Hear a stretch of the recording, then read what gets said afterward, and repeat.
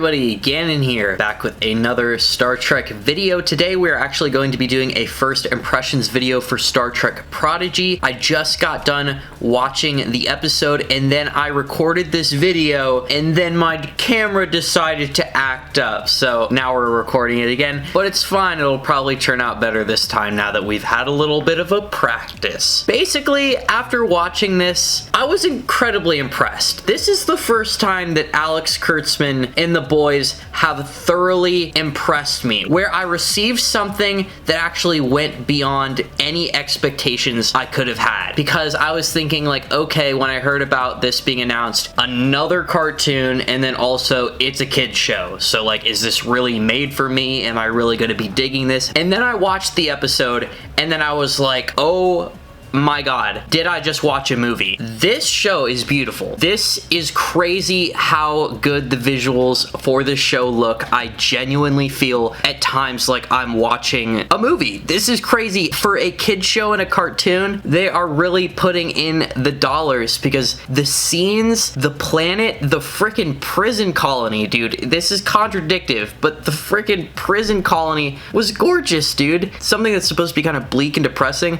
was absolutely just beautiful to look at. The Protostar, oh my gosh, the actual ship of the series when it was introduced and they were going through the comm panels and turning on all the lights. The heads-up displays were coming on, holograms were coming on, the light beaming throughout the bridge. It was just so good. Incredible attention to detail everywhere. This show is truly a show, by the way, that after watching it, I got the same vibes that I get when I watch Lower Decks sometimes. I truly feel that Mike McMahon truly is a Star Trek fan. He's watched Star Trek, consumed it, and took that medium and took that source material and truly respects it and wants to create something with it that's new, cool, and just awesome. And I totally got that vibe with the Hageman Twins' newest series, Star Trek Prodigy. Like, this shit is really, really good. First off, this is clearly supposed to be Star Trek's version of like the Clone Wars or Rebels. Like, the prisoner robot character really reminds me of the Inquisitor. He's probably going to be a reoccurring villain that just keeps on coming back and is constantly chasing after the Protostar. But obviously this is way more kid-friendly than the Clone Wars, so yeah, I'm pretty much going with that this is Star Trek's Rebels with just implied violence instead of actual violence with real consequences. Because it is a kid's show, you're really just going to be like, okay, the robot is threatening you with a shock, or like you're gonna get robot stabbed or something. Or maybe one of those like really unthreatening lasers from the mini bots is gonna fly past you but not really hit you. In the Clone Wars, they were really, you know, jabbing people in the back with their lightsabers and shooting them in the head like all the time. So this is clearly like a kid's show. All the characters, the whole cast, every one of them in the first episode, just I already like them. They're extremely likable, they're extremely funny, charming, witty. Zero, oh my gosh, dude, if you remember, I made a video a while back kind of criticizing the cast members initially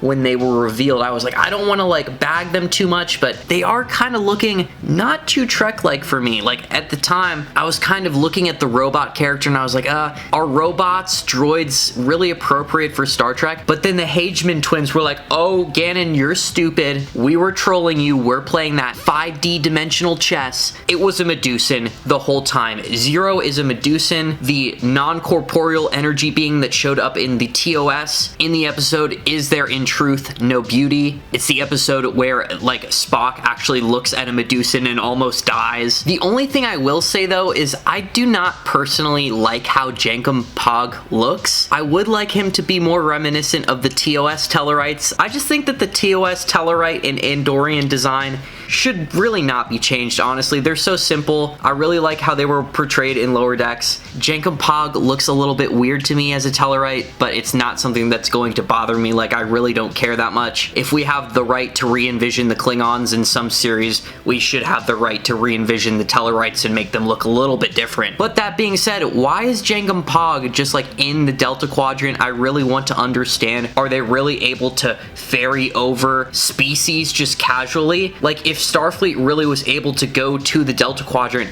you'd think it would just be Starfleet going there. Like, why is there just some random run-of-the-mill Tellarite, and why is he on this prison colony? I really want to know more about Jankum Pog, because I feel like when I learn more about Jankum Pog, I'll understand more about Starfleet's presence in the Delta Quadrant, basically. Dal, the main character, he's awesome. He really is going to earn his right as like the commander. He's definitely going to earn that captain's chair, because dude just spits confidence. He's witty, he's daring, he's likable, he's also pretty funny. I just gotta say, I really like Dal. I really want to learn more about him. I feel like he's going to grow into this really cool character. He doesn't know what race he is. He really wants to know. I feel like that's going to be really interesting, cool plot point to learn. Just really excited about him. And then there's also like the rock monster and the goop. Not really a lot to say about them for me personally. The rock monster is cool. I like him. The goop didn't really do that much. The Seeker is like the villain of the series, really. It's the father of one of the cast members, Gwyn. Gwyn, by the way, you know, she's cool, she's kind, compassionate. She's got this really cool, like, organic sword that acts as a bracelet and can, like, switch arms and gives her a really cool combat style. Also, for a kid's show,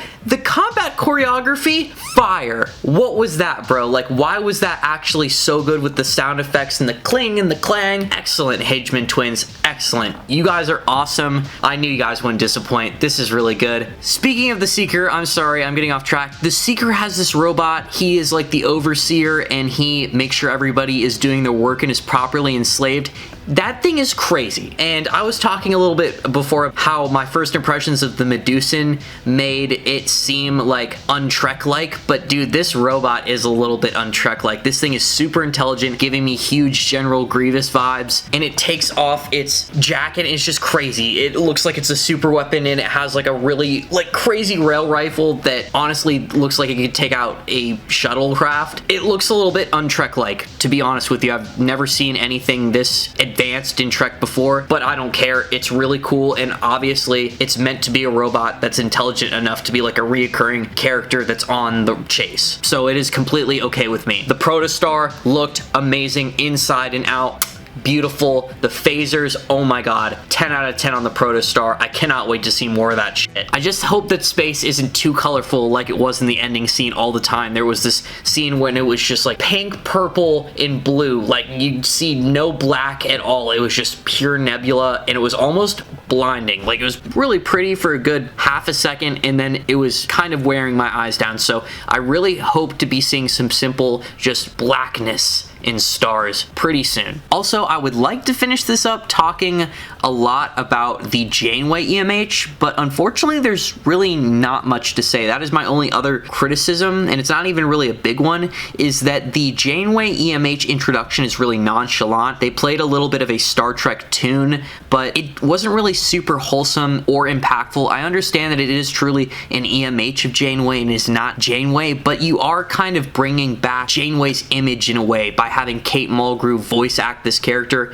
It's almost like you're really bringing her back to the Star Trek verse in a way, so you kind of do need to make that scene a little bit more wholesome and not just kind of like throwing in at the end of the episode as a little teaser for what's to come. I really felt like it should have been a little bit more impactful to me. But with that being said, this show is going above and beyond. I'm thoroughly impressed. I really was not as excited about this show as the other Star Trek shows coming out, but now I seriously think that this could be something truly amazing and special, like a true asset to the Star Trek universe. The Hageman Twins, I believe they're going to do a great job creating a medium that is going to introduce Star Trek to children, because if me, as an incredibly depressed adult, enjoyed this cast, this all-alien Delta Quadrant cast so much, I just think that kids are really gonna dig it. Like, I really feel like they're gonna mess with this, dude. Just gotta give it a lot of credit. I actually have to give this like a 9 out of 10 first impression. Like, 9 out of 10 on the first impression scale. Good job. You guys are doing a good job. Star Trek Prodigy, to me,